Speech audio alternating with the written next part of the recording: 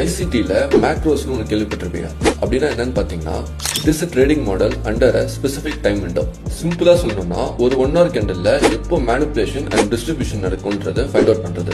இதில் நான் சொன்ன மாதிரி 2 types ஆஃப் மேக்ரோ இருக்கு, manipulation macro and distribution macro. இப்போ மேனிபுலேஷன் மேக்ரோனா 20 to 40 of 1 hour candle and distribution மேக்ரோனா 50 to 10 of new 1 hour candle.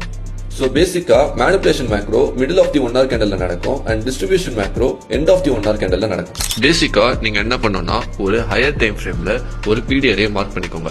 So நான் என்ன பண்ணியிருக்கேன்னா இங்கே இருக்க ஒரு செல் சைடை மார்க் பண்ணியிருக்கேன்.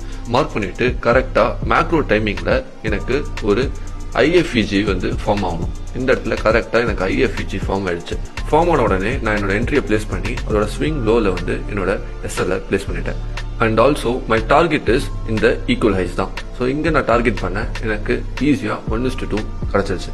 ஸோ இந்த இடத்துல என்னென்னலாம் நடக்கணும்னா ஒரு ஹையர் டைம் ஃப்ரேம் பீடியோவில் போயிருக்கணும், அதாவது ஒரு செல் சைட் லிக்விடிட்டி இந்த கேஸில், அண்ட் தென் ஒரு IFEG ஃபார்ம் ஆயிருக்கணும். ஆர்எல்ஸ் ஒரு மார்க்கெட் ஸ்ட்ரக்சர் ஷிஃப்ட் வச்சுட்டு ஒரு FEG ஃபார்ம் வந்தாலும் பிரச்சனை இல்லை, ஆர்எல்ஸ் ஒரு 60 ஃபார்ம் ஆனாலும் பிரச்சனை கிடையாது. நம்ம ஏதாவது ஒரு என்ட்ரி மாடல் யூஸ் பண்ணிக்கிட்டு அண்ட் தென் இங்கே நம்ம என்ட்ரியை பிளேஸ் பண்ணி டார்கெட் ஒரு 1:2 ஆர்எல்ஸ் ஒரு ஈக்குவல் ஹைஸ் ஆர்எல்ஸ் ஒரு ரீசன்ட் ஸ்விங் லோவில் ஃபார்ம் பண்ணிடணும், ஆர்எல்ஸ் ஒரு ரீசன்ட் ஸ்விங் ஹையில் நம்ம டார்கெட்டாக வச்சிடணும்.